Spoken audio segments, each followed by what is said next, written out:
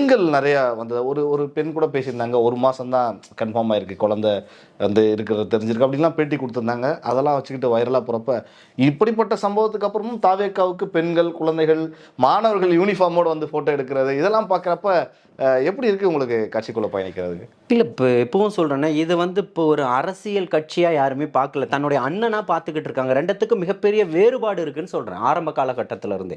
இப்போ ஒரு அரசியல் கட்சினா அது எப்படி இருக்கும்? அந்த கட்சியினுடைய நடவடிக்கைகள் எப்படி இருக்கும்? ஒவ்வொரு கட்சியிலும் ஆண்கள் நெறைய பேர் இறங்கி ஒர்க் பண்ணுவாங்க. அவங்களுடைய கட்சி பணிகள செய்வாங்க. இங்க பெண்கள் ஓரளவுக்கான ஆதரவு இருக்கும். அவங்கள உட்கார்ந்து நீங்க கன்வின்ஸ் பண்ணிக்கிட்டு இருக்கணும். இன்னைக்கு ஒவ்வொரு வீட்லயுமே தலைவர் தளபதியினுடைய நேரடியான ஒரு கட்டுப்பாட்டுல இருக்கக்கூடிய குட்டீஸ் இருக்காங்க. அவங்க கட்டாயமா அவங்க பெற்றோர்களை வந்து வற்புறுத்தணுன்றது இல்ல. இருக்கக்கூடிய அத்தனை பேருமே இன்னைக்கு முதல் தரமான வாக்காளர்களா இருக்கட்டும், இன்னைக்கு 25 வயதிலிருந்து 40, 18 வயதிலிருந்து 40, 45 வயது வரைக்கும் இருக்கக்கூடியவர்களுடைய ஒட்டுமொத்தத்தினுடைய அடையாளமா நீங்க அங்க ஈரோட்ல பார்த்திருக்கலாம். இன்னைக்கு மக்களுடைய மனசுல விதைச்சிருக்கு. இன்னைக்கு இவன் வந்து 1000 ரூபாய்க்கு ஆசைப்படல.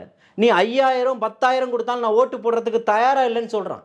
நீ என்ன கழுகு பார்வை வச்சு பார்த்தாலும் இவன் காசு வாங்குறதுக்கானவன் இல்லைன்னு சொல்றேன். இவங்க யாருக்கு ஓட்டு போட போறாங்க? இவரை வந்து பார்த்துட்டு போறதுக்கான கூட்டம் நிக்குதுன்னு சொல்றீங்களா?